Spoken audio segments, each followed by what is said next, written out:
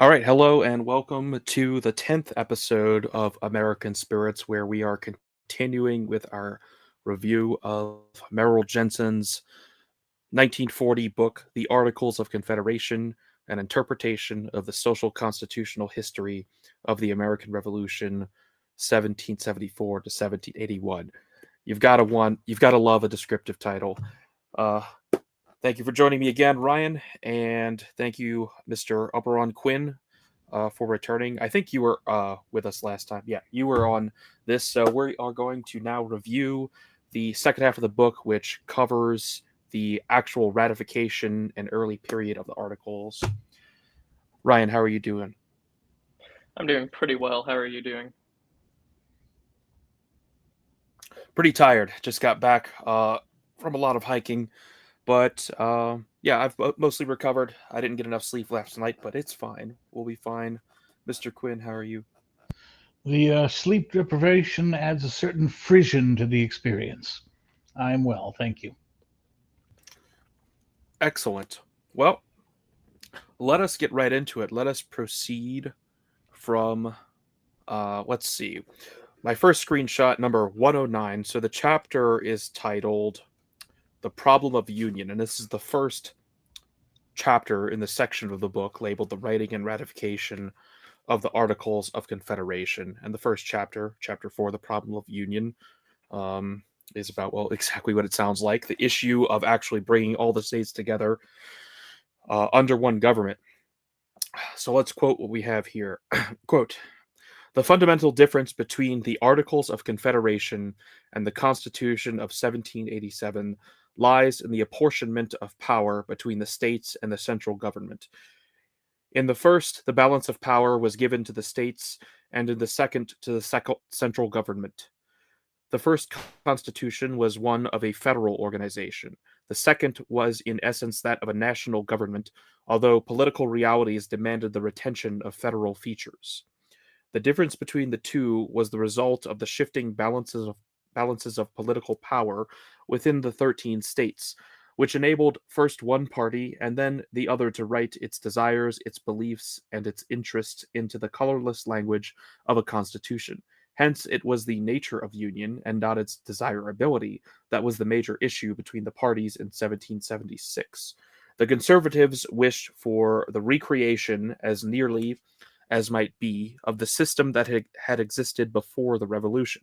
The radicals tended to desire a union chiefly for the purpose of carrying on the war, but a union that would not infringe upon the sovereign authority of the individual states. They believed profoundly that only under such a system was democracy possible. End quote.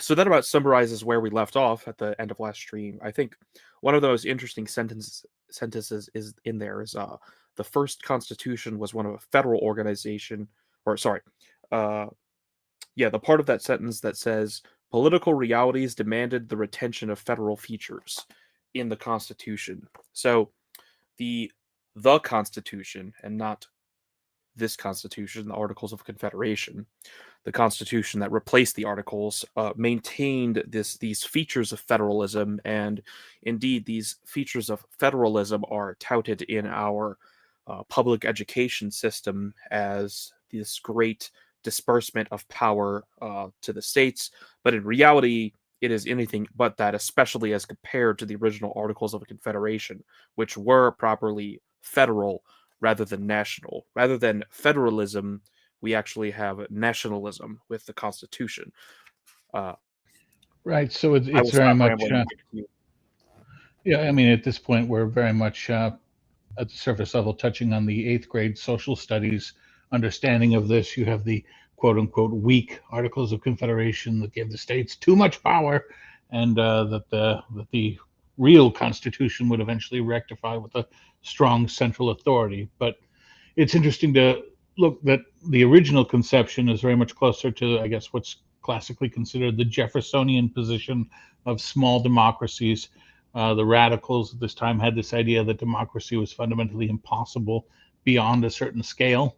And so their idea was to keep everything at a small scale and then federalize it up in the terms of a federation, not a unitary national government. Right, and it's also worth pointing out as well that a unitary national government, since we're going through the progressive history, I'm going to lean into the method of the progressive historians and talk about the class system.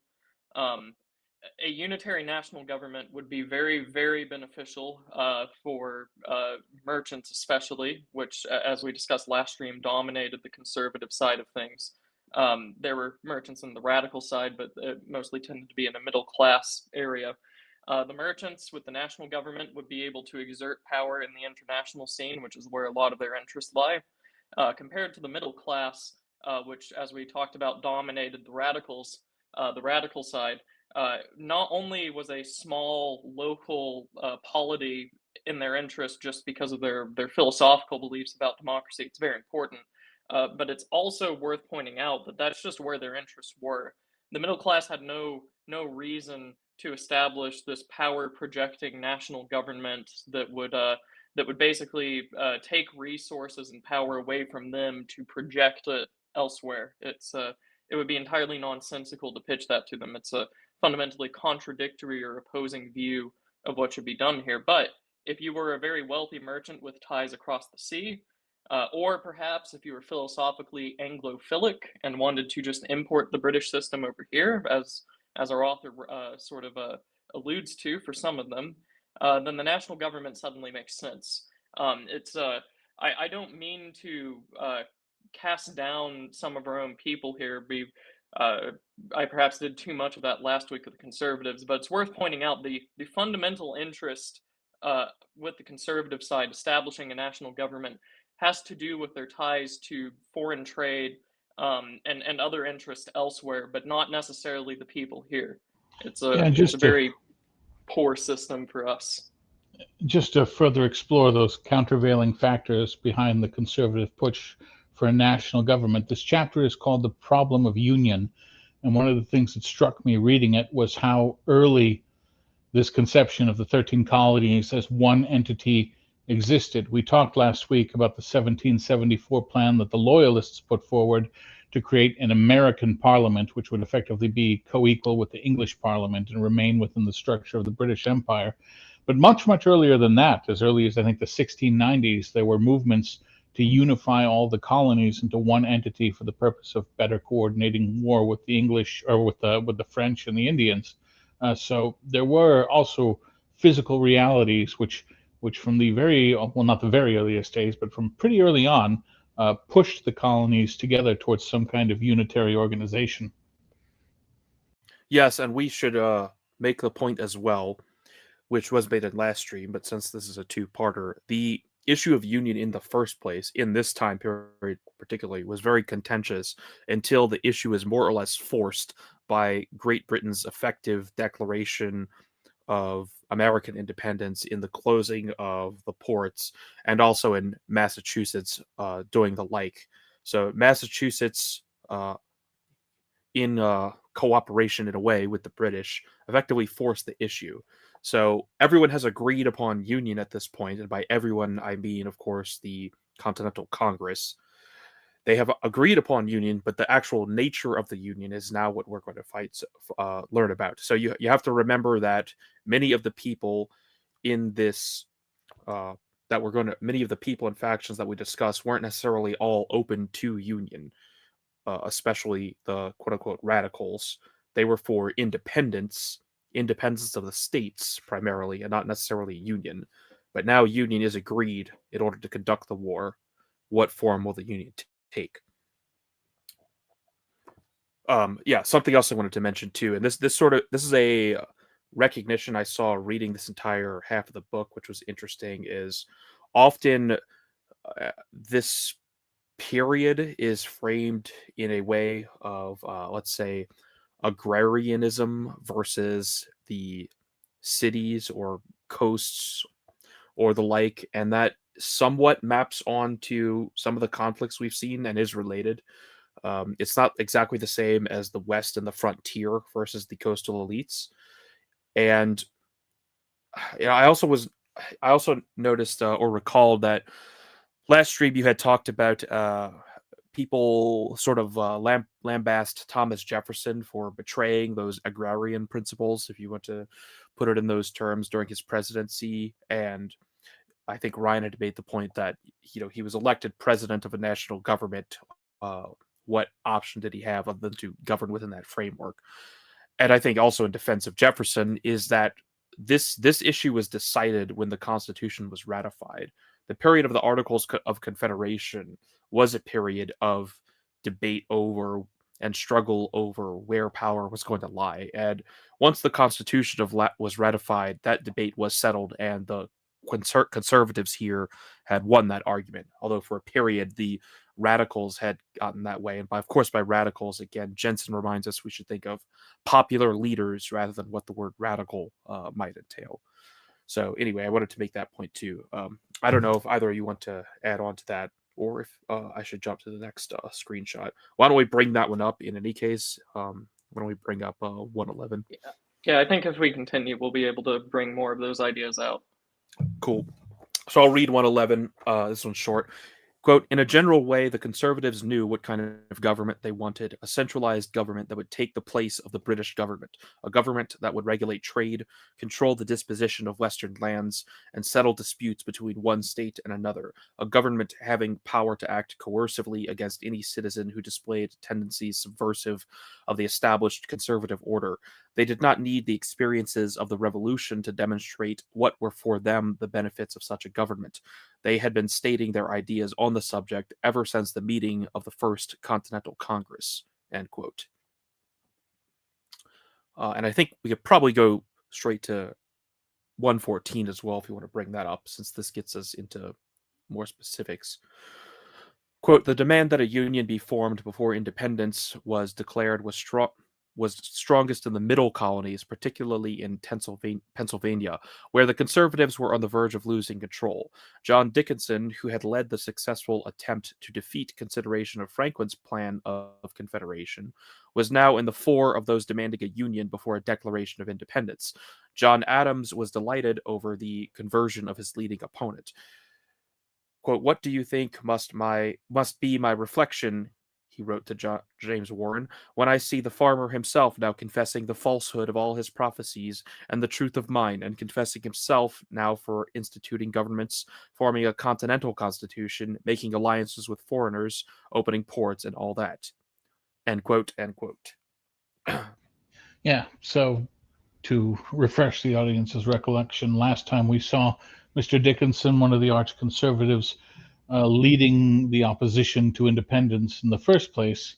Now that he is confronted with fait accompli that independence must come, he now is first in line to place his imprimatur on the new order.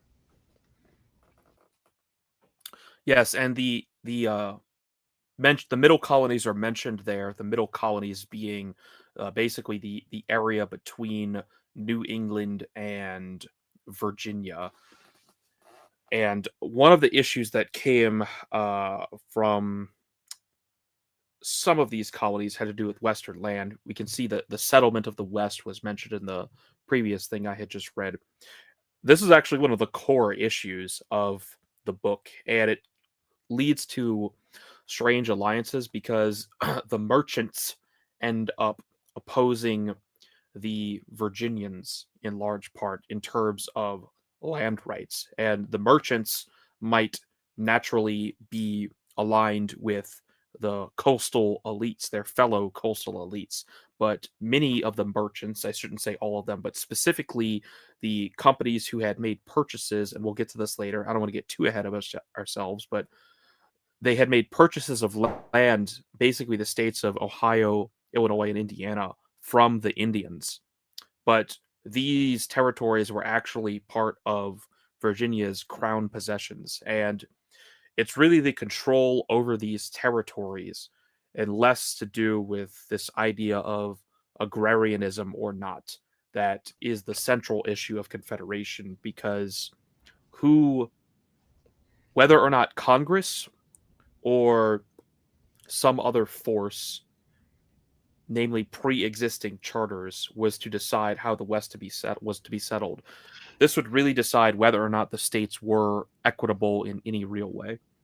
Yeah, just to further set the stage for this, the various colonies were established by the English crown. Some of them were private companies that the crown gave tracts of land to. Some were private individuals, such as William Penn, that the crown gave vast tracts of land to. But the problem is some of the colonies were given western borders, and some colonies were just, I don't know, the South Sea, by which they meant the Pacific. And these, especially the earlier charters, were granted in a time when geographic understanding of the North American continent was perhaps incomplete. So it's unlikely that the English crown understood just the huge territories they were creating by doing this. But they did this, and this set up a dichotomy from between what were called landless colonies and landholding colonies. The landless colonies, such as Pennsylvania, such as Connecticut, were colonies whose bounds were fixed on all four sides. And then you had the landholding colonies, which had theoretical right to possession of vast tracts of the North American continent, over which they exercised no effective control. Precisely. Effectively, Virginia was claiming control over more or less the entire continental United States as we now know it. And of course, or at least up into the Mississippi River, and not really comprehending exactly what that territory looked like. Let's move on to number 116, page 116, quote, "The second major force making for a union of the colonies was the exigency of the situation, or, as one of the colonials put it, the necessity of hanging together or hanging separately. Radicals and conservatives alike were agreed that united efforts were necessary to fight the war with Great Britain and to secure assistance from foreign countries, raise funds, and provide for a common policy. By common consent, these matters were placed in the hands of Congress, which exercised the necessary powers throughout the war, without the formality of a constitutional union. The lack of such a union seems not to have hampered the conduct of the war, in spite of the Jeremiads so often pronounced." End quote.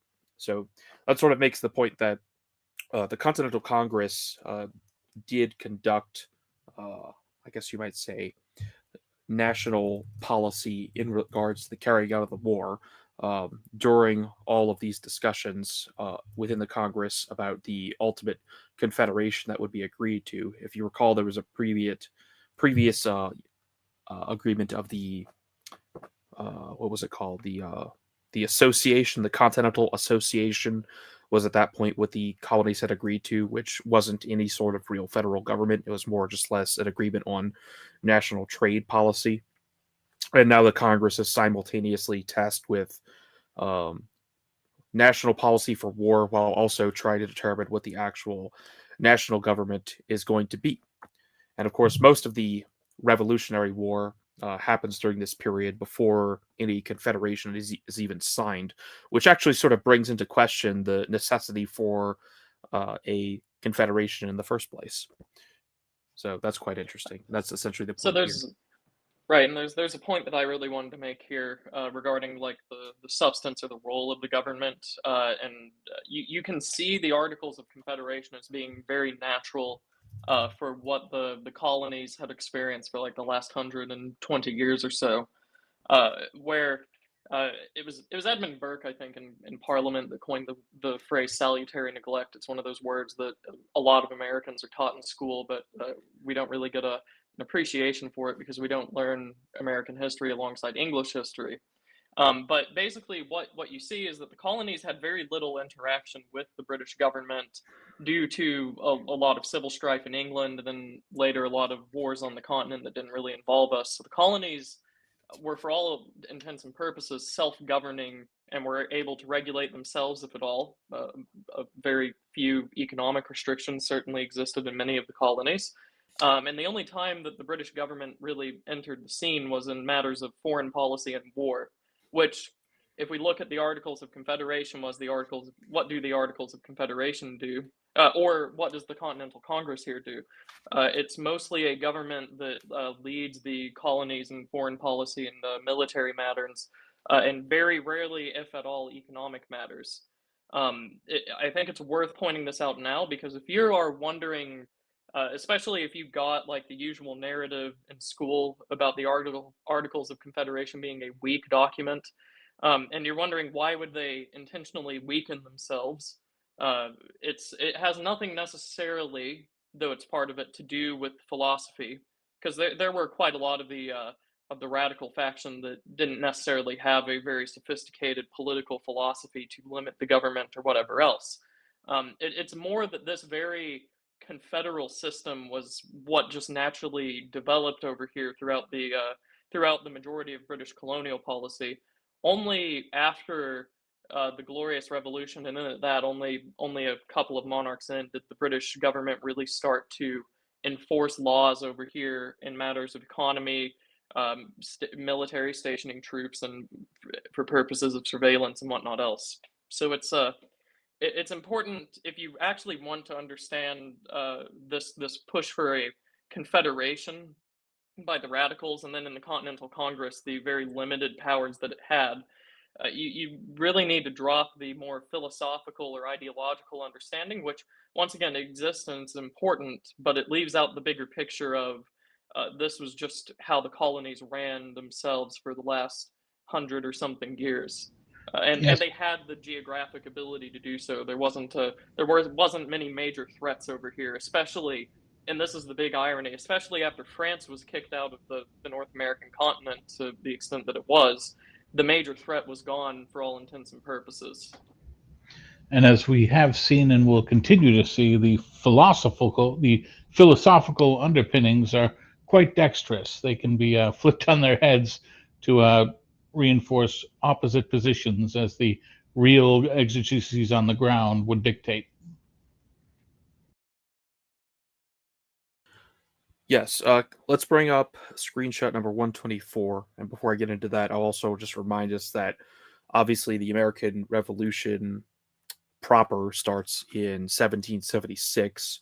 The Articles are ratified in 1781, and the Revolution ends in 1783, and the war ends. But 124, so I'll read a couple of things prior to this, but this is towards the end of this chapter, The Problem of Union, where this land question is coming into to the fore, and Maryland being, Maryland caps off the state of Virginia and is a very small colony as compared to Virginia. And Maryland was one of the greatest resistors, we could say, to the ratification of the Articles by all states. They were the last to sign, and most of their contention was in regard to who was going to control these large swaths of the West. I will just read a couple of sentences from this general part of the book so we can get some sort of idea of what's going on. So, for example, here, quote, various members of the Virginia aristocracy had been granted huge slices from the unsettled West. They were quite certain that it all lay within the bounds of Virginia. The only recourse for speculators from other colonies was to evade Virginia's charter claim in some way. They evolved into two ideas: the limitation of the colonies with indefinite boundaries, and the creation of independent land companies for the establishment of new colonies in the West. End quote. Quote, as the speculators of the landless colonies had turned to the British government for help before the Revolution, so they now turned to the agency which they regarded as the logical successor to the power of the British government, the Continental Congress. The Congress may have been a weak reed, but it was far more stable support than the Virginia government, which soon made it plain that it intended to dispute all deeds and purchases from Indians. End quote. Now I'll go ahead and read what we have on screen. Quote, it is against this complex background that the dispute over this part of the Confederation must be considered. An additional factor was the fear and jealousy of Virginia's smaller neighbors, whose attitude was that of small nations toward a large and powerful, and potentially even more powerful neighbor.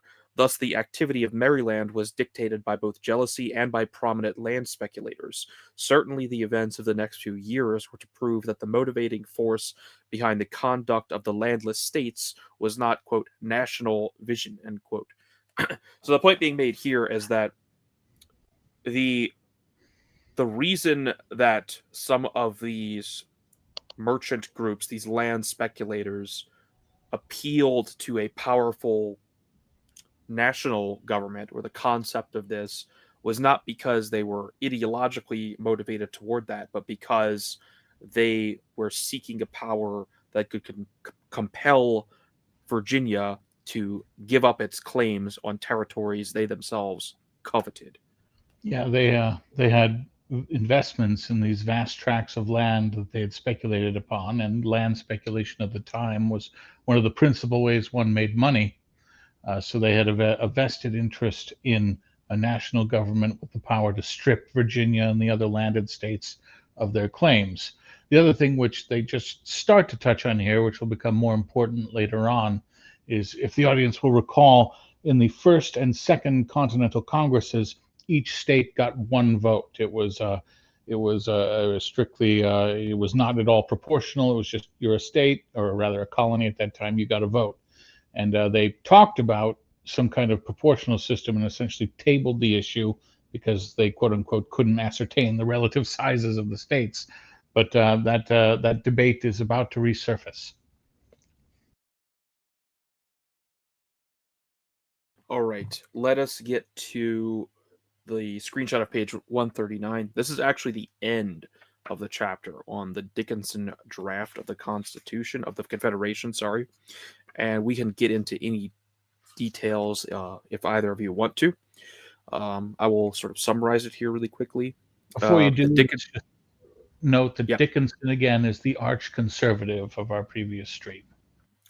Yes, and the Dickinson draft of the Articles of Confederation is the first draft that is presented to be voted on, and is essentially the arch conservative version of the Confederation. And some of its features include, and this might be one of the things either of you might want to comment on, is this council. Let me see if I can find the name of the council. Was it the? Do you remember the name of the council? The Council of States. Right, the Council of States, which was this sort of executive body that existed alongside Congress, that was imbued with certain perpetual powers that could not be taken away by Congress. And it basically sat and presided over the country while Congress was not in session. And it was given, it and Congress were actually given fairly broad powers open to interpretation, we could say. And very little was reserved to the states explicitly, except for the power to regulate their own police force. Before we sort of go off on any of those tangents, let me just read from page 139 here. Quote, "These three features of the Confederation were debated bitterly in July and August of 1776 before the second draft was printed. The second draft, agreed to by Congress on August 20th, contained only 16 articles, whereas the Dickinson draft had contained 20. The most significant change was the omission of the article, which gave Congress control of boundaries, charter claims, and unallocated lands. The two articles which erased state lines with respect to legal and commercial privileges and rights were likewise omitted. The right to fix the standards of weights and measures was placed in the category of the sole and exclusive powers of Congress. The provisions for a council of state were removed from this category and placed in that giving Congress, quote, the authority, end quote. In addition, there were many verbal changes simplifying the Dickinson draft, which had contained much involved and ambiguous phraseology and which would have lent itself to multiple interpretation. But completion of the final draft came only after long and bitter disputes over the major issues of representation, the basis of taxation, and the control of the West. Over the most vital problem of all, the distribution of power between the states on one hand and Congress on the other, the problem of sovereignty, there was only a short discussion, though a sharp and illuminating one." End quote. So, would anyone like to comment further on the Dickinson draft? So this paragraph lays out pretty good the three big issues they were concerned with, and the one even bigger issue that at this point was still kind of in the background. But the three issues that the states were most at odds about were representation, whether the big states would have bigger representation than the small states, or whether they would all be equal. The basis of taxation, and we haven't talked about this, but there were basically three competing schemes for how the government was to be funded. One scheme was based on pure population. States would be taxed according to head count. The second was according to land values. That is, the land values of all the states would be assessed, and your tax burden would be commensurate with the value of your lands. And then there was this third middle proposal where you would be based on land and personal property. Now, the reason that's important is because there was a lot of person property in the South, which is a situation that was not reflected in the middle states or the New England states. So the New England states bitterly opposed taxation by land value because all of their wealth was tied up in their very valuable land. In the South, they were very against this pure head count model because their population was, shall we say, divided between the various Indians in the territories, the slaves in the territories, and the white population, and they wanted a tax scheme according to land value. And then the middle states said, well, what about taxing by land and personal property values? But no one could agree on any of these schemes. And then the third issue is, of course, we've already touched on this vast open question of what the hell do we do with the Western lands?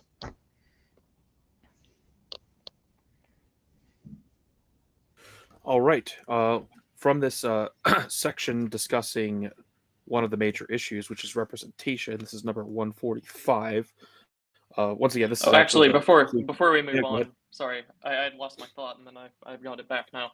This is also going to be something that is, especially at the time, it's going to be extremely annoying to the radicals actually trying to establish some form of the government. The nationalist or the constitutional faction, the conservatives, whatever you want to call them, basically every time they create a potential instrument for government, it's going to be very vague and unelaborated. So here we saw the Dickinson's draft got amended to actually simplify it, clarify it, to remove any ambiguities. This is something that may not necessarily happen later with other instruments of government that the Americans will abide by, and there's a reason for that, of course. If it is ambiguous and can be interpreted in any direction whatsoever, then especially if you have a faction that really wants an expansive and powerful state to help their class interest, that's going to be very useful to them because the majority of the country doesn't want that explicitly outlined, a expansive and a powerful empowered national government. So one of the ways to get around that is to just have an ambiguous document describing what the state is. Don't define any of what the state is supposed to do, where does its boundaries lie, and all this other stuff. And you can basically have it while getting past it. This is going to be a recurring argument between the two sides, and this isn't the last time that you'll see it. The Dickinson draft here, it will come up again. I'm sure the members of our audience can think of where specifically this will be going, perhaps. Yes, I actually do have something, and I was going to bring up this point about the ambiguity because this is a weapon the conservatives are attempting to employ against the radicals. So let's go to page 145 and learn about the outcome of at least the representation issue. Quote, the large states made one last attempt to change the mode of representation and thus to secure an influence in Congress somewhat proportionate to their size. It had been decided earlier that the votes of 9 states should be necessary to secure the passage of such important measures as the declaration of war and provisions for the coinage of money and the appointment of expenses. An amendment was offered to this portion of the articles, stipulating that the 9 states so agreeing should contain a majority of the people of the United States, excluding Indians and Negroes. Virginia, the largest state, was alone in supporting the proposal. The victory of the small states and of the radicals was complete, end quote. So this is one case where the radicals, and in this case, the smaller states, which they are aligned with in this case, get their way. They don't get their way in every portion of the Confederation, though. Did anyone want to add anything else in this section? Just to point out that at the time that this measure was defeated and the large states were shut out, this of course occurred under a system where each state got one vote. So it's not a particularly heavy lift for the radicals to keep the representation non-proportional at this point. Now, I didn't make any selections myself from the issue of taxation. The taxation, you mentioned some of the issues earlier. It relates to whether or not slaves should be counted in taxation, whether or not taxation was going to be based on population, whether or not it was going to be based on the value of the property held, or this or that. So I I will mean, leave it to either it's of you not to. it's not a particularly surprising discussion. It boils down to each state, favored the method of taxation which would cost them the least, which is Precisely. an ancient American tradition, and one that we see in strong evidence at this early date. Yeah, so it's not one the author really focuses on. He mostly focuses on the distribution of land, but it's worth pointing out that this is one of the big contentions that were in the air, but I don't think there's a whole lot to be gleaned from it one way or the other. It's just basic, raw self interest in kind of the most obvious way. And there's nothing really wrong you can say about that. Um, so, or you couldn't describe that as wrong, I would think. Anyway, let's go to, what is this, 160. This is towards the end of the chapter. This is actually the conclusion of this chapter, the solution of the major issues. Quote, the victory for the landed states in this portion of the Articles was complete. Though the claims of many states were tenuous and Virginia was the special target of the landless states, yet those states with any claims at all usually sided with Virginia. In addition, there were those who were guided by the radical belief in the limitation of the powers of government, but the success of the landed states in securing constitutional guarantees against attacks from the landless states and the land speculators by no means settled the problem. The history of the ratification of the Articles of Confederation is almost entirely the history of the continuation of the struggle. As the conflict continued during the ratification of the Articles, all other issues involved in the control of the West came to be overshadowed by the activity of the land speculators, who themselves came to Congress to represent the landless states. When this happened, the landless states could no longer garb themselves in the cloak of patriotism, but they could and did continue to play the part they had since 1775. End quote. And just to underscore this, of the second half of the book, which we are covering today, probably 2/3 of it is devoted to the question of what they're going to do about these Western lands. So this was a huge issue that we don't think about a lot today, but at the time it was the number one question of the age. Indeed, and I want to keep this. Yeah, go ahead. The flip side of that, and I hate to make a point that perhaps many people would associate with a more basic, like normie right wing point, but I think it's worth saying. The reason the taxation was such a minor issue compared to the land is because the land is what took up a large part of the lives of the people here. The taxation was going to fund a part of the government which was basically never used, at least in the experience of the colonies. You had one major war with France and one major war now with Britain, and otherwise foreign policy for the colonies was very localized, and in some cases just non-existent.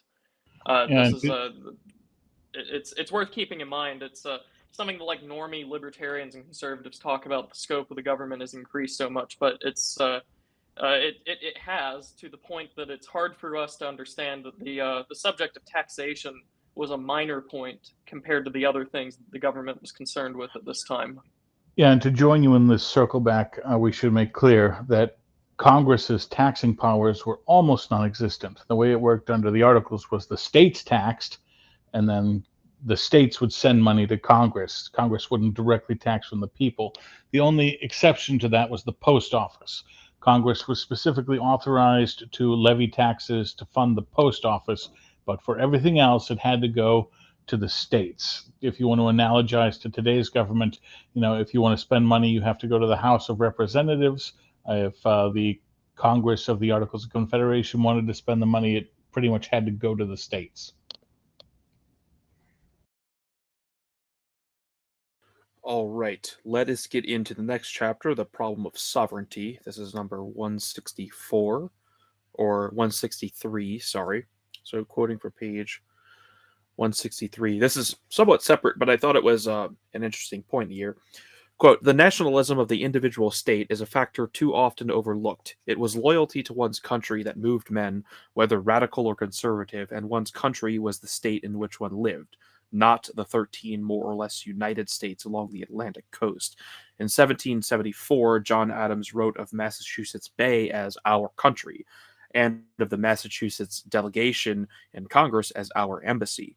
In 1775, Sam Adams declared that every legislature of every colony is and ought to be the sovereign and uncontrollable power within its own limits of territory.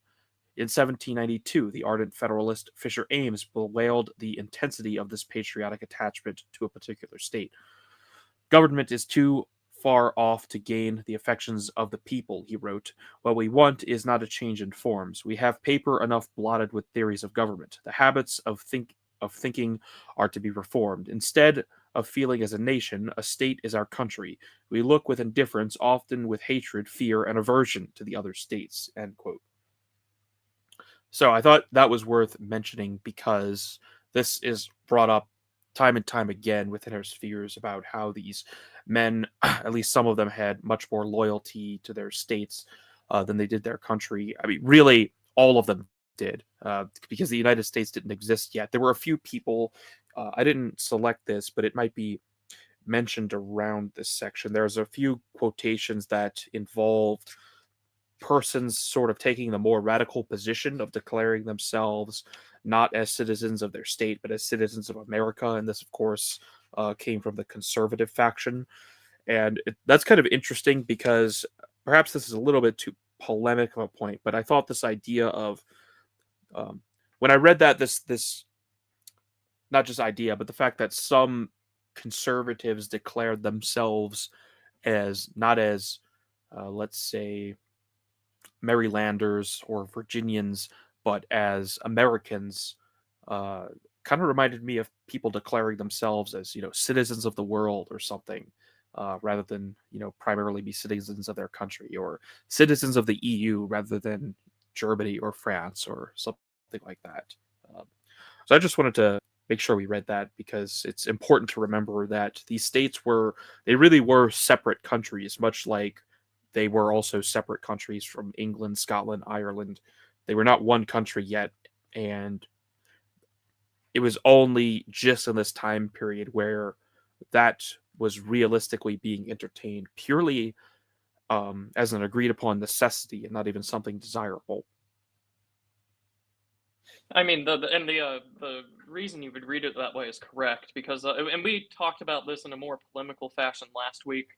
The conservatives in any conflict, but especially this one, tend to be very mercenary. It's whichever side ensures their interest the best is which side they will take.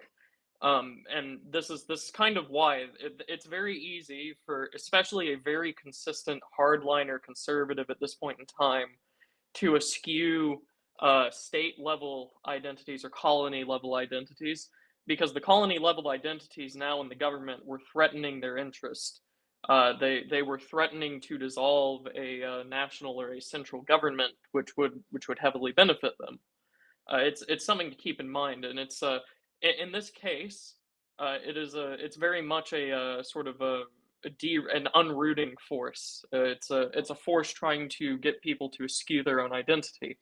I would, however, be very careful applying this in the modern day because, unfortunately, due to the events of the last few centuries, a couple centuries rather, the same identity does not really take place. This is kind of why, as much as I find it admirable, when a bunch of people on our side harken back to the people at this point in time in the 1770s having a greater identification for their state, which would make sense given the history we've discussed so far, and saying we need to do the same thing today, the identity has kind of been destroyed, unfortunately.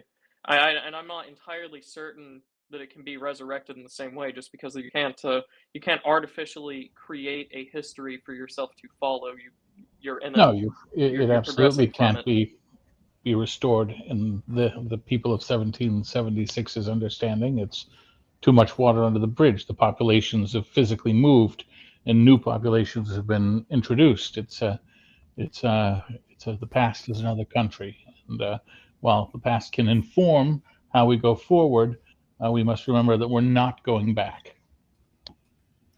Yes, that was a very important point because this is one of the points. Well, it's important not to pick sides when reading a book like this. I'm sure we're all tempted to do so, and we're perhaps surprisingly finding ourselves tempted to take the more radical democratic side. But of course, we must not do that. We're reading the history to comprehend what happened, what all parts of our American history are, not to choose one side or the other, and it's certainly not to simply necromantically bring one side's arguments and positions into the present. That would be extremely unadvisable. All right, let's go to 165, which is the next page. And here we're talking about the right of revolution and self-government, which is one of the major ideological theories of the radicals. Quote, "To this theory, the radicals of the American colonies opposed the ancient doctrine of the sovereignty of the people, with which they coupled the dissenting doctrine of the right of voluntary association in a compactual relationship from which the individual could withdraw at will. This doctrine of voluntary association and withdrawal had been religious in origin, but it had soon been applied to political life. It was the heart of the religious and political philosophy of separatism. It had received practical, if not theoretical, application in the Mayflower Compact, and had been widely used in the creation of revolutionary governments between 1774 and 1776. It was restated in the Declaration of Independence, which was a complete negation of the conservative theory that all authority must proceed in an unbroken legal chain from some superior political power. It was an affirmation of the right of political revolution on the part of the majority of any group of people, and as such was an anathema to the conservatives of the American states." End quote. So, yeah, basically we're kind of actually discussing here the issue that was settled once and for all, I suppose, in the war between the states, which is effectively the right to revolt, the right to simply leave some sort of compact or agreement that brought some people or states into a union, in this case, the Articles of Confederation. This is obviously an essential idea in American history and has a serious practical purpose, especially if you're on the conservative side, because on the conservative side here, you absolutely do not want your people to have a right to revolt against you. It's also Now, it's also worth pointing out as well, something that the reason that everyone reads the Mayflower Compact is because it's an instance of a people forming a government from not necessarily from the ground up. The Pilgrims had leaders and elites, in fact, as we've talked about in previous streams. But it was a group that established a government rather than getting an appeal from a higher up to have a government in a specific way. This is also why perhaps the Declaration of Independence shouldn't be lumped in with the Constitution whenever you read it for the first time as a student, because it draws from the exact same thing. But and as does the Articles of Confederation, drawing from the exact same idea that these groups can come together to form a government. It is their religious or political prerogative to do so. And this is why we'll get to this, I'm sure, towards the end, at least in a small degree. This is why the Constitution is oftentimes, especially in progressive history, libertarian history, and whatnot else, is seen as a counter-revolutionary or reactionary document. Is because it's sort of it's not a refutation, but it's an opposition to this idea. It's explicitly against it. A tree of liberty wilted and parched. well, that leads nicely actually into the next screenshot, number 167, from page 167. Quote, "In terms of practical politics, the outbreak of the revolution and acceptance of the Declaration of Independence meant the establishment of the radical theory of the derivation of political authority. It meant that the people of the individual states, rather than the British Crown, were to be the ultimate theoretical source of power. It meant the establishment of the right of a group of people to associate together in the creation of a government, which would have legal status by virtue of the fact that it was created by the people or by representatives in the name of the people. This revolution, in theory, was recognized by no less a conservative than John Adams. It was he who proposed the resolution on May 10th, 1776, recommending that all governments deriving their power from the king should be replaced by governments deriving their power from the people. He likewise recognized the practical bearing of this revolution in theory upon the creation of a central government. In June 1776, he wrote to Patrick Henry that the colonies then had the choice before them of declaring themselves a sovereign state or a number of confederated sovereign states. End quote. So this highlights what you said there about the Declaration. The fact of the Declaration itself was a major victory for the radicals and a major problem for the conservatives in establishing a government, because the fact that that document was the precursor of separation and outlined very clear justifications and legal theory for the reasoning based on this, right of revolution, essentially. This is why the conservatives were in such a difficult position, and why it took so long for them to ultimately get their way effectively in the Constitution, because at the very root, the Constitution and the Declaration of Independence are opposed to one another and don't simply. The Constitution is not the natural fulfillment of the Declaration of Independence in any way.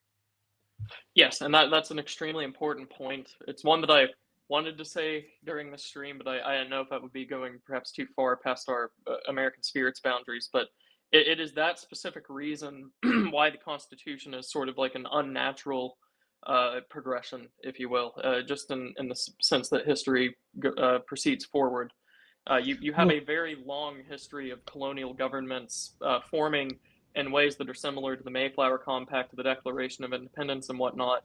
And then the Constitution is on the scene, and modern historians sort of view this all as a very natural, linear progression, but not necessarily so. It very much from the perspective of a radical at the time, it is unnatural. At the risk of being charged with Hegelianism, I would modify your statement. It's not an unnatural progression. I would call it a dialectical progression. Sure, by unnatural, what I mean is that it doesn't flow directly from the ideas it's opposed. It's not like we have some Whiggish development from Mayflower to Declaration to Constitution, like it just keeps growing out of the same plants, or however you want to put it. It definitely is it is in opposition to the basic theory of the radicals. If you wanted to get into the the usual Hegelian stuff, you have the radicals and the conservatives opposing, and eventually we end up with a constitution that tries to play to both sides. It's pretty simple there.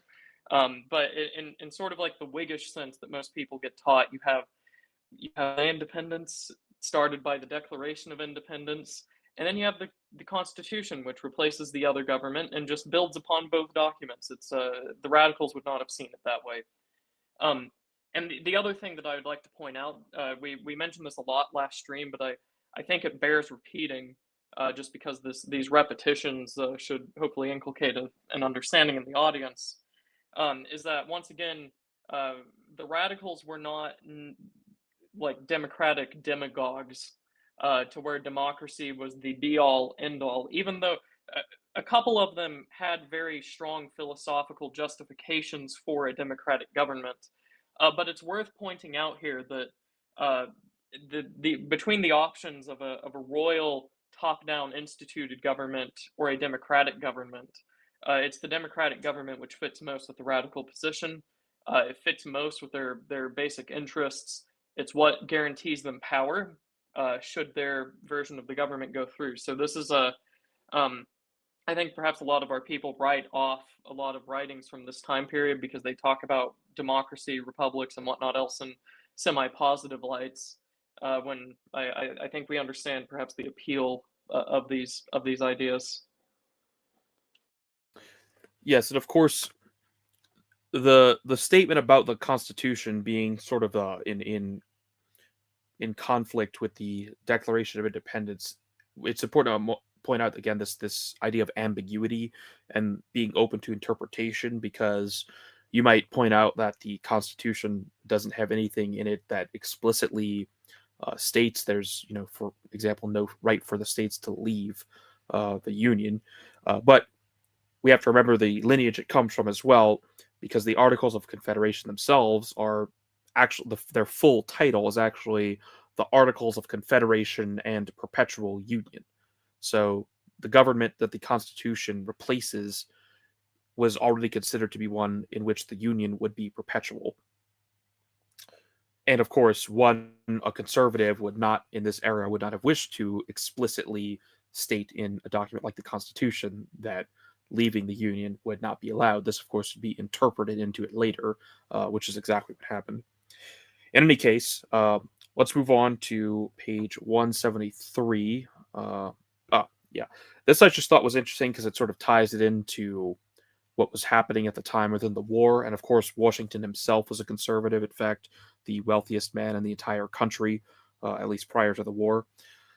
Quote, a final instance of the conflict of ideas was the excitement aroused in Congress by General Washington's proclamation requiring that all who had taken an oath of allegiance to Great Britain must either take an oath of allegiance to the United States of America or be treated as common enemies. This raised at once the question of national citizenship, as opposed to this only recognized citizenship, that of the individual states.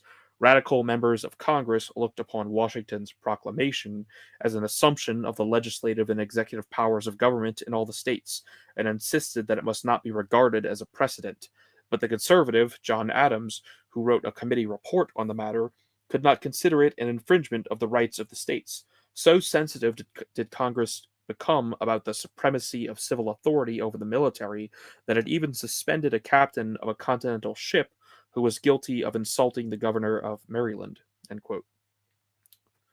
So that was just interesting because it, sort of ties it into the war.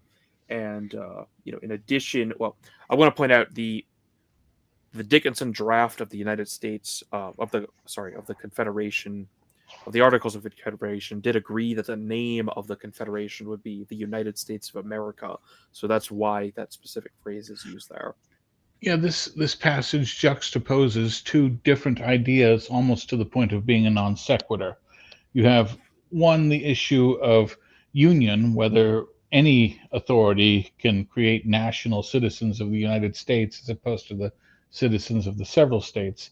And then you have this secondary issue of civilian control over the military. So Washington kind of has a twofer here. He's both taking a step which appears to create a unitary state, and at the same time appears to assert military control over that state as opposed to civilian control. So there's two big things going on here. Right, and this is also interesting because the the worry about the military taking control over civil affairs can't be referencing a figure like Napoleon, who had not arisen yet, and it can't be referencing a lot of the modern ideas that we would be familiar with. But there is one from English history that a lot of the radicals strongly oppose, which would be the ascendancy of Cromwell during the English Civil War. That would be something that they were all very much familiar with. And this is why I think this is another thing that happens, especially with a lot of the military guys in our spheres. Whenever they see the more liberal or radical Anglo-American tradition of having the military under civil control, there's sort of like a very conservative reaction, which is that they just want to hold the military back or whatever else. When in actuality, there's a very strong reason in English history and any English people derived thereof, where anytime the military has the power to supersede civil control, that is extremely dangerous to whatever is being currently worked on. And this is also the rhetoric that a lot of the radicals will use whenever the same individual, the land speculator and Prussianizer of the American military, eventually takes over the government later. This is something that's fresh in their minds. Yeah, this is a modern English paranoia here, that you in the medieval conception, a distinction between military and civilian control wouldn't even make sense. It really rises out of the English Civil War and the supremacy of Parliament that this idea even can exist. And of course, so these being the descendants of the very people who fought that war, it makes sense that they're very sensitive about it.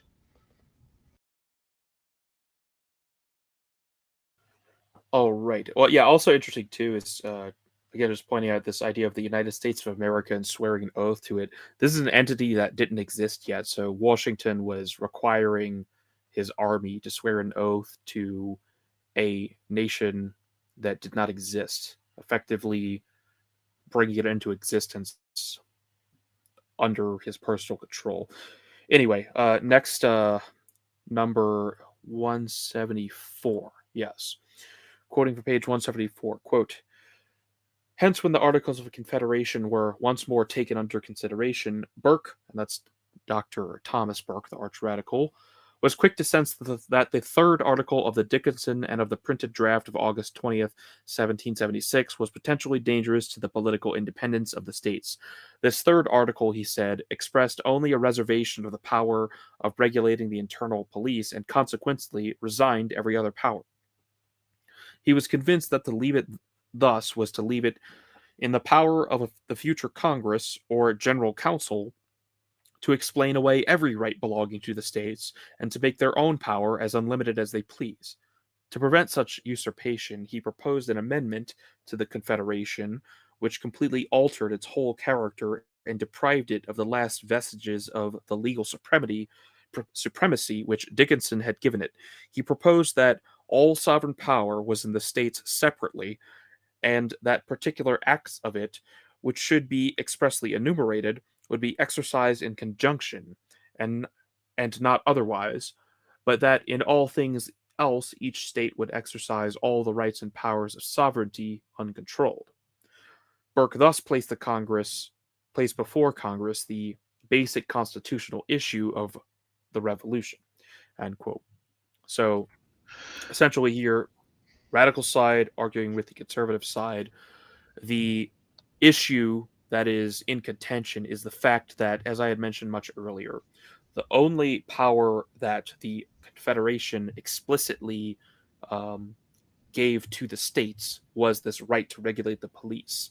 And the fear, which Burke outlines here, is that because those powers were left ambiguous, that Congress would eventually claim them for themselves, which we know. I think that fear was fulfilled not in the Confederation, but in later governments. Well, I was just going to say the radicals win this round, but the exact same fight arises 15 years later with the 10th Amendment. The 10th Amendment explicitly reserves to the states all powers not explicitly delegated to Congress, which is kind of the inverse of this, where here the states are granted as the sovereign and Congress is given explicit enumerated powers. They tried that again with the 10th Amendment, and it wouldn't hold. Well, and before that, you have to keep in mind as well the fact that that was even an amendment was the result of an argument that may have gone a different direction, such that the radicals even lost that one. It's much more tenuous. We'll get to that later, I'm sure. But it's worth keeping in mind that the articles were very explicit, especially with these changes added to it as Congress was debating. Whereas the Constitution, you only find these things that especially a lot of American conservatives and old right figures and whatnot else have come to love. You only find those things after the Constitution was ratified, added to it later. It's not actually an integral part to it. It can be changed. It can be stricken down like another amendment. A counter revolution. Dialectics for the win. All right. Page 175 is next, just ahead, as you can see. Quote, members of Congress were slow to become aware of the vast significance of the proposed amendment, that even a second was wanting for a time. James Wilson and Richard Henry Lee furnished most of the opposition, but eventually Burke secured the votes of 11 states for his amendment. He was pleased to find the opinion of accumulated powers to Congress so little supported, and to find that the delegates from other states held ideas so like his own. The amendment stands as the second article of the Confederation, the first being a statement of the name of the Union. In its final form, the amendment reads, quote, each state retains its sovereignty, freedom, and independence, and every power, jurisdiction, and right which is not by this Confederation expressly delegated to the United States in Congress assembled, end quote. Thus, the states retained their sovereign position, and the central government was made a subordinate body of severely and strictly delegated powers. This was natural enough. As had been pointed out in the debates of the summer of 1776, the Congress was composed of the delegates of the state governments. The delegates of the states created a government which left their constituents in the place of supremacy. The failure of the conservatives to create a sovereign Congress was not due to a lack of knowledge or arguments, but a simple lack of votes. So that's interesting because, the chapter goes through the many arguments the conservatives made for why theoretically and historically the Congress should be vested with this national authority. So that's why that last sentence is there, because all of the specifics of these arguments are outlined in this chapter. But of course, ultimately, it simply comes down to who is able to control the levers of power in this case. I'll go ahead and just read that article again, just so we can compare it to our Constitution. Article 2. Each state retains its sovereignty, freedom, and independence, and every power, jurisdiction, and right which is not by this Confederation expressly delegated to the United States in Congress assembled. End quote. So that's pretty clear and very much more strong than the Constitution. And that language leaves very little room for a later national government to find a way to emerge. All right. Next is here. Before we move on, yeah. There's something else that might be worth mentioning, just because we keep talking about how restrained the central government is, or the Congress of the states, I guess I should say, compared to the Constitution, and a lot of the I would imagine a lot of our audience rather, this will bring to mind a lot of issues that this might have regarding power projection, military might, economic regulation, and whatnot else. And just to preempt perhaps very regular and basic objections to the Articles of Confederations here, just to give it a fair and more objective hearing. Any argument of a central government necessary to maintain something like an empire or vast domains of land that need to be conquered or whatnot else would be foreign to both sides here, because it would be worth remembering in American history that it is also the Federalists and later the Whigs tended to be very isolationist, and they are the direct descendants of the Conservatives during this battle, and in fact have a lot of overlapping characters. So it's worth perhaps mentioning strictly the military arguments for a central government and the taxation necessary to fund it, coordinate it, build a complex, and whatnot else is an extremely modern consideration that wouldn't enter the minds of the people at the time here. The other thing to keep in mind then, if it's not for military matters, the only thing on the table really is economic regulation and land regulation that we've already talked about. Those are much more mundane. I imagine our audience is less concerned with economic and land matters. But if you think that they're unimportant, especially the land one, you should probably listen to our older video on the place of the frontier in American history. We kind of outline why it's so important. It would be shaping to the country. And then on economic matters as well, you have to keep this in mind from the perspective of a radical at this time. What is on the table is basically keeping your middle class way of life as it was before the British started regulating everything and breaking the century or so of salutary neglect, or you get a central government which is threatening to do the same things the British were doing to you already, but now it's at home and perhaps more efficient and knows what's going on better than the Parliament does. So this is why the articles are so appealing. And really I think you can make arguments on the military front that it's not doomed to fail or whatnot else. But you have to keep in mind, especially on the economic, trade, and land front, that arguments in favor of the Constitution are also arguments in favor of threatening the livelihoods and the communities of the radicals. Just as we continue to discuss how limited central government is, this is why it's such an important idea, and it's also why people supported it. The rhetoric against the articles is so severe in the modern day that a ton of people come away thinking, while the articles were so stupid, weak, and distorted, how could anyone have ever thought this was a good idea? And a lot of historians try to explain that away as it was just a series of compromises, but not so. So that was something that I felt should be stated. Yeah, and just again on the economics point, under the 1789 Constitution, as we see today, the United States is a single free trade zone. It's a single national market.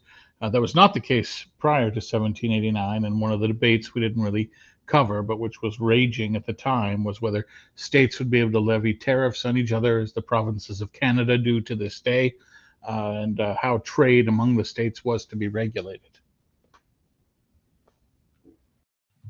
Yes, and I also highlighted, let's get to 176, just the last thing the author writes in this chapter sort of reveals his irritation within history over what Ryan had said about how the articles are viewed. He just writes, quote, "But according to the Constitution, which united the 13 states from 1781 to 1789, the several states were de facto and de jure sovereign.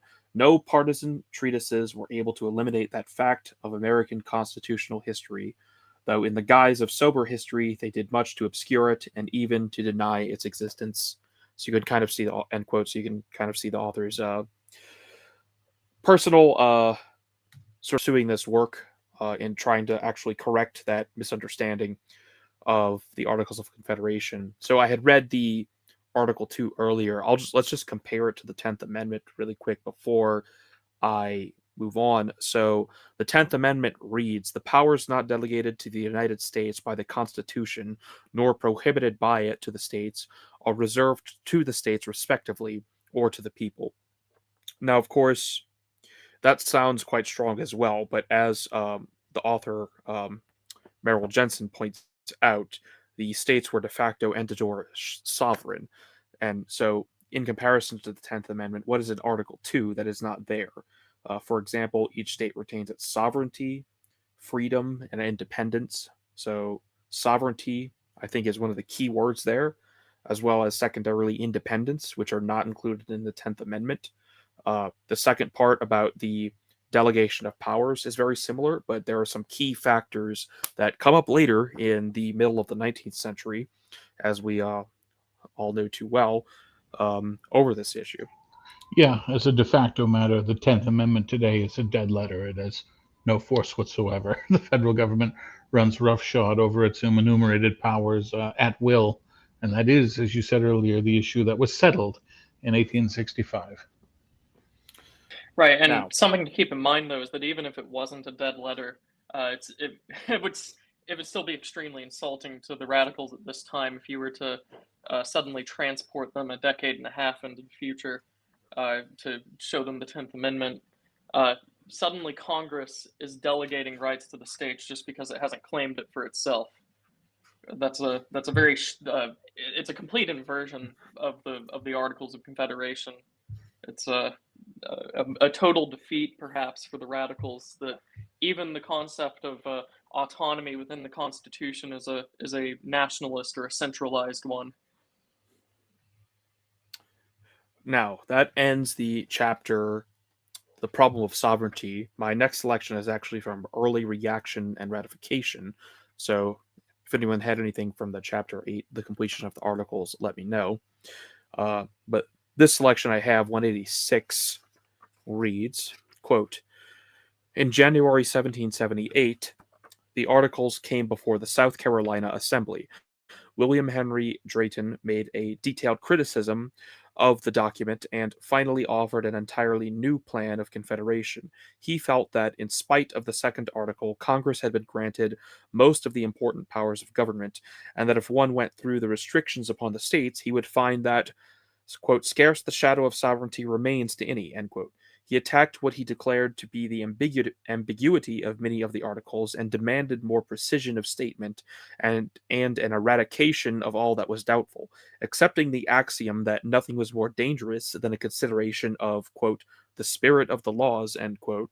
He insisted that there be a literal interpretation of the bond, for while the present Congress might understand the Confederation, future Congresses would be sure to, quote, look for the spirit of the law, end quote. To make his point, he quoted Beccaria's observation that when people begin to look for the, quote, spirit, end quote, what they find is, quote, the result of their good or bad logic, and this will depend on their good or bad digestion, on the violence of their passions, on the rank and condition of the parties, or on their connections with Congress, and on all those little circumstances which change the appearance of objects in the fluctuating mind of a man, end quote. The aptness of this quotation was amply demonstrated in the events of the next few years, when the conservatives attempted to, quote, interpret, end quote, the Confederation according to their own views and desires, end quote. Well, would anyone like to comment on that? Possibly the most underrated force in human history is digestion. Something that is and this is perhaps too personal for the stream, but the thing that I really do not like about conservative appeals to the current Constitution is that they have to dig up very obscure court cases where the Supreme Court ruled that the country was Christian, or they have to dig up essays from what is otherwise a very popular collection of essays even until this day, but is nonetheless not in the Constitution, where they explain their rationale for why things are the way they are and when it will and won't work. But nevertheless is left out of the Constitution. This point here that the current generation understands it, but later ones will absolutely misinterpret it due to factors in and outside of their own control, I think has just been completely ignored by Americans in general, and especially the right wing. This is why appeals, trying to defend specific orders or trying to say that it only works for such and such people kind of ring hollow to me, is because those justifications aren't in the instrument of government itself. They should be. It would be cool if they were. Of course, the people that made the instrument wouldn't have liked that because it would have constrained them quite strictly. But this is why it all rings hollow. This is why the left, especially during like the 2000s to the 2010s, were so quick to dismiss these arguments that, yeah, sure, the Supreme Court back then ruled that the country was Christian. The Federalist Papers said that this was for a homogenous country or whatnot else, but that's not actually in any of our laws.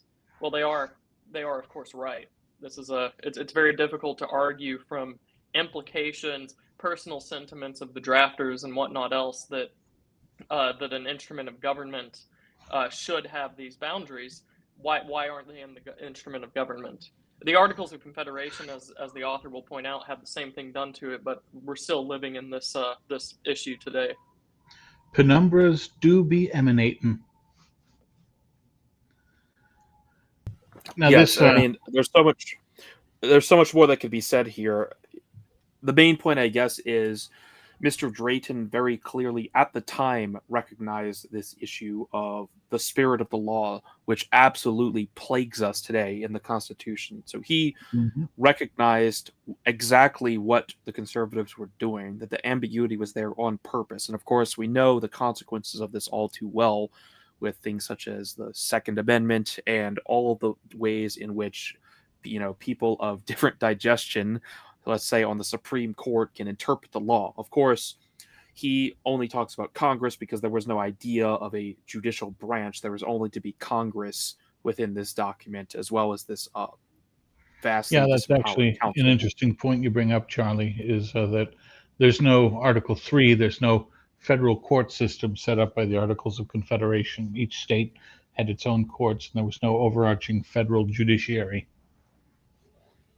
Yeah, in fact, it's explicitly stated that each state is required to effectively respect the outcomes and the legitimacy of all of the other state courts, but there is literally no highest court in the land. They are all equally sovereign, and that is one of the major differences between the Confederation and the Constitution.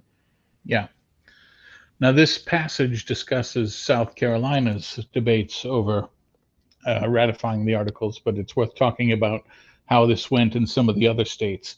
Virginia was the first state to ratify the Articles of Confederation, and they, by all appearances, barely even seemed to read it. They got the final draft, put it to an immediate vote, and ratified it right away. By contrast, Massachusetts, most amusingly, the General Court of Massachusetts referred it to the towns, and every single town in Massachusetts had a debate on the Articles of Confederation and proposed endless amendments and all kinds of critiques, and it turned out into this huge public imbroglio in Massachusetts that ended up meaning nothing because the General Court just assented to it anyway as written. And then the last state to ratify it was Maryland. And the reason Maryland, who didn't ratify it until 1781, halfway through the Revolution, held out so long was this issue of Western lands. Maryland was one of the landless states and was not going to let this go through until they were satisfied as to the disposition of the Western lands.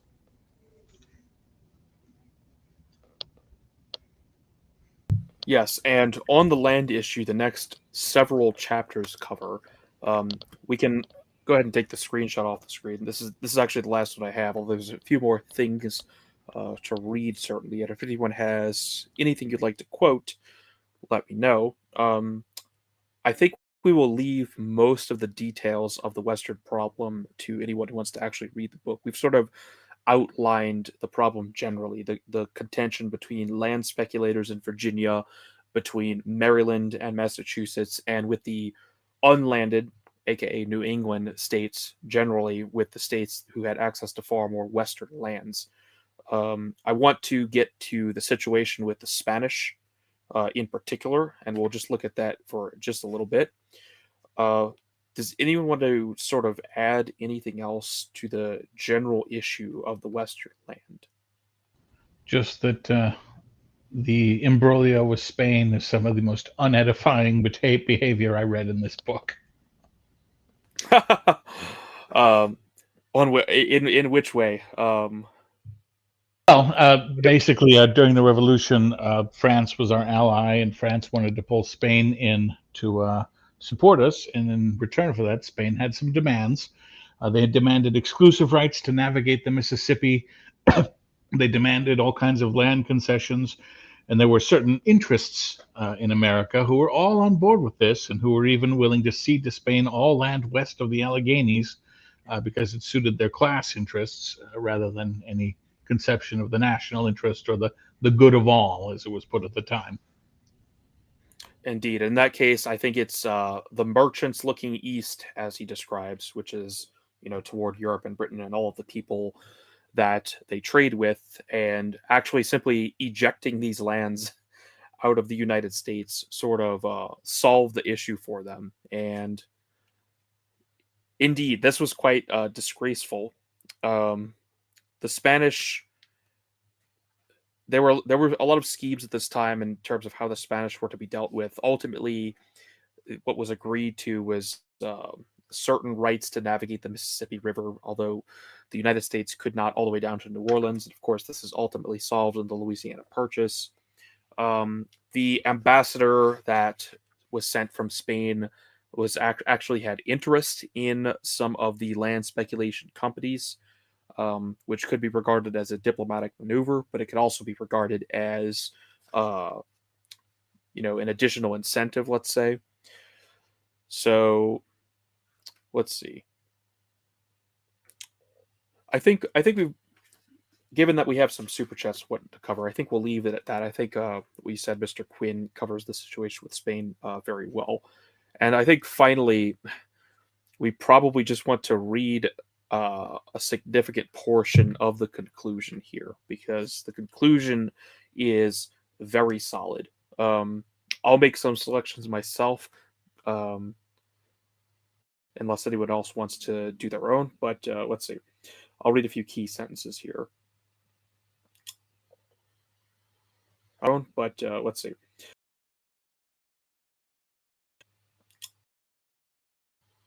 Let's see. Quote, an analysis of the disputes over the Articles of Confederation makes it plain that they were not the result of either ignorance or inexperience. On the contrary, they were the natural outcome of the revolutionary movement within the American colonies. Moving forward, quote, the writing of the Articles of Confederation brought to the fore political issues that were to be of vast significance in the history of the United States. Many a debate in later years was merely a reiteration or an elaboration of arguments used in 1776 and 1777. Those ideas upon which it is necessary to place the inadequate but necessary label of conservative were as well expressed in 1776 as in 1787, and often by the same men, John Dickinson and James Wilson, for instance. The vital change which took place between 1776 and 1787 was not in ideas nor in attitudes, but in the balance of political power.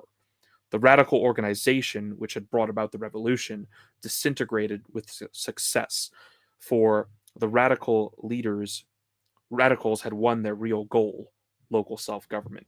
Radical leaders returned to their states to enjoy the government. To enjoy the they may results. grill. Yeah, and that quite literally the radicals went home to grill after they had achieved independence without a strong central or national government. And with that, may I read the concluding passage? No. Okay. I'm going to quote even more stuff. All right, rock on. The fight for centralization did not stop with the completion of the Articles of Confederation.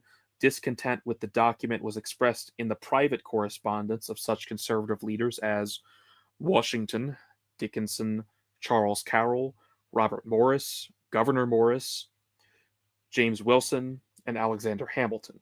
Even before they were finally ratified, Hamilton proposed a revolutionary convention to create the kind of government the conservatives wanted. End quote. Let's see. Articles. Let's see. Quote, the Articles of Confederation were designed to prevent the central government from infringing upon the rights of the states, whereas the Constitution of 1787 was designed as a check upon the powers of the states and the democracy that found expression within their bounds. The character of the Articles of Confederation was the result of two realities: the reality of the psychological and legal independence of the states, and the reality of the belief that democracy was only possible within fairly small political units whose electorate had a direct check upon the officers of government. The rise of radicalism had been checked often enough to teach the radicals that central governments, however democratic in form, were fundamentally undemocratic in action. Did you literally just want to read the end quote? Did you just want to read the literal closing paragraph, or do you want? Yeah, me to that's what I plan to close with. Yeah. Okay. And then before we get to that one, there was one that I really wanted to read that was about two before it. But Charlemagne, if you had anything else. Yeah, I was basically going to read from page 244 to the end of 245. Oh, okay. All right. All right, go ahead. All right, I'll just. Did you want to read it? If I you're have one. tired, otherwise you can have the honor. Okay, I'll go for it. 244. Quote, this government, the product of the forces which brought about the American Revolution, failed not because it was inadequate, but because the radicals failed to maintain the organization they had created to bring about the American Revolution. The radical movement was essentially a movement of parties within states, and their political and social aims were to a great extent local. To achieve their purpose, local independence, unity of all the states had been necessary. What the radicals failed to see was that they must continue their union if they were to maintain their local independence under the Articles of Confederation. Thomas Burke of North Carolina expressed the radical view admirably. Congress, he said, was a general council instituted for the purpose of opposing the usurpations of Great Britain and conducting a war against her, of forming necessary foreign alliances, directing the army and navy, and making binding treaties. Since this was the nature of Congress and its power, it eliminated all pretense for a continuance of a Congress after the war is concluded, or of assuming a power to any other purpose. Thus, when the radicals had won their war, most of them were well content to go home and continue with the program of action they had started long before the war began. The thwarting of the program by local conservatives and the British government had been one of the major causes of the revolution. Needless to say, the motives of the radicals were not always the highest or most disinterested, but their program was essentially democratic in tendency, for it widened the basis of political power, and it declared that men should be bound only by those laws to which they had given their consent. Above all, when the program was idealized, as in the Declaration of Independence, it declared that the purpose of government was in the protection of the life, liberty, and happiness of the individual, and when it did not fulfill its ideal should be overthrown. Such a revolution was a practical possibility in a state unchecked by an outside and superior authority. Such an authority was rendered impossible by the Articles of Confederation. What the radicals did not see was that the conservative elements in American society had learned a bitter lesson at the hands of the radicals. They too could call conventions. They too could paint dark pictures of the times and blame the supposed woes of the country on the Articles of Confederation, as the radicals had blamed the British government before 1776. They too could and did adopt the radical theory of the sovereignty of the people. In the name of the people, they engineered a conservative counter-revolution and erected a nationalistic government whose purposes, in part, was to thwart the will of the people in whose name they acted. They too could use one name while pursuing a goal that was opposite in fact. Thus, although the purpose of the conservatives was nationalistic, they adopted the name Federalist, for it served to disguise the extent of the changes they desired. True, the government that they created had a good many federal features, but this was so because the conservatives were political realists and had to compromise with the political reality of actual state sovereignty. What the conservatives, in their turn, failed to see was that the government they created might be captured by radicals united on a national scale. Madison, in The Federalist, wrote that such a union was impossible, though he shortly helped to bring it about when faced with the workings of the government under the Constitution of 1787. End quote. And now you can finish this off. Wise old John Adams had the last word. Writing in 1808, he declared, "I have always considered our Constitution a game at leapfrog." And there we go. That's the end of the book, aside from the appendices, which does actually have the entire Articles of Confederation in it, along with the Dickinson draft and a few other things. So definitely But recommend no you ship read it. charts. Indeed, no ship That charts, is true. unfortunately. Which We have to dock a few means autism points. yes. So that's the conclusion. Shall we go to super chats, or shall we make some thoughts now? I mean, I think that conclusion says it all. It Yeah. brilliantly sums up the thesis of the argument and compellingly presents it. I have nothing to add. So yes, the Articles of the Confederation and Merrill Jensen is the book. Yeah, go ahead. The only thing that I think should be stated, perhaps the only thing that wasn't at length covered in the book, is just that without the Articles of Confederation were doomed to fail because of military matters, but that didn't seem to be the case. I mean, it's hard to make a case that America was uniquely threatened from the lack of a central government. Maybe you could make that case for a nation in like the middle of Europe, but especially over here, it doesn't seem to hold. And then the only major threat that we've had to our national sovereignty was a war that we through the instrument of the national or the central government that would replace this one. It was a war that we in some part provoked, and then in other parts didn't actually try to solve. So this is the only objection that we didn't really touch upon. I personally don't think is that strong, but it's worth pointing out. And the fact that you don't really see many people arguing about it at this point in time, that without the poor old us, without a strong central government, what will we do in future wars against Britain or other major colonial empires? The fact that that's not taken so seriously should be an indication, perhaps, that it's a mildly contrived argument. But that's all I have in closing. Never grill, roundhouse kick a grill, bisect a bag of charcoal. The struggle never ends. Well put. All right, let's look at the super chats now. We had some super chats from last time because the internet messed up, and I didn't read the actual content, although I did acknowledge the donations, but we will fully acknowledge them again this time. So last week, Paladin YYZ had contributed $75. Thank you very much for that. Very generous of you. Facing the problems we face in our country, the presupposition that it is our country. Does any of this history clearly place title and deed into the hands of our people? Is this our house, or are we just want to be rebels? The current power structure seems to think it is theirs to do what they wilt. Well, I think that question is resoundingly answered. Does any of this history clearly place title and deed into the hands of our people?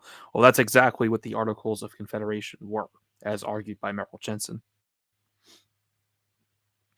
And then we have throughout most of our series as well. We've pretty well been describing who is our people, and that was within the minds of even the most radical thinkers at the time, which is what we talked about when we went over Paine's Common Sense. So this is I think it's a pretty resounding answer to that question. Yes, absolutely. And then we have Alexander Hale for $50. Great work as always, gentlemen. Thank you for this time and energy you put into this. Well, I hope you enjoyed today's stream as well as last week's, Mr. Hale. And thank you very much for, again, being very generous. Sorry. Melon for $15 says, building a road to Boston and to spite Philadelphia does sound like something Central PA Chuds would do. I can't remember what that was specifically in reference to. Baltimore, not Boston. The Pennsylvania legislature refused to build roads to the west because they didn't want the Westerners voting. So instead, they built their own road to Baltimore. Right. Skibum 220 had sent $25 and just a salute. Thank you. And then the Shadow Band, $50. Glad I caught you live. Thank you for your work preserving American history rather than allowing it to be subverted. Thank you very much. Yes, indeed. And I hope you caught this one live as well. This stuff's very important, I think, because this period of American history is entirely neglected and really only exists as sort of historical memes rather than reality. Now, we have a few super chats we missed from that Charlie Kirk stream on our channel. The emergency response and I guess memorial stream. So we'll go ahead and cover those three as well, just so we don't miss them. So on that stream, again, Skibum220 has sent $4.99 2-month subscriber streak. Well, thank you for subscribing to us. Chansey of NW, $25.02. There are very spiritual dark forces moving swiftly. We need to stick together as brothers now more than ever. So true. Skibum220 sends double that, $50.04. What a terrible crime. Prayers for his soul and his family. God's will be done. We are going to win. Amen. Very true. Amen. I actually held my hands together in prayer as I read that.